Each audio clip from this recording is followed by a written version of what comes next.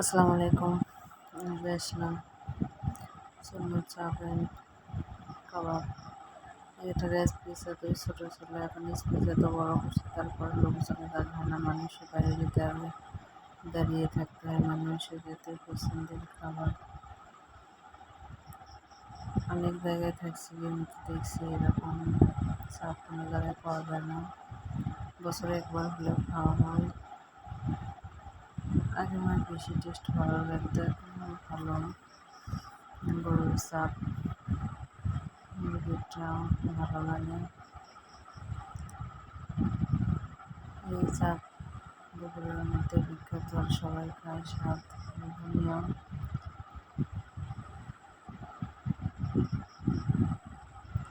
এটা মুরগির চাপ, সাথে একটা কোক নেওয়া হয়েছিল।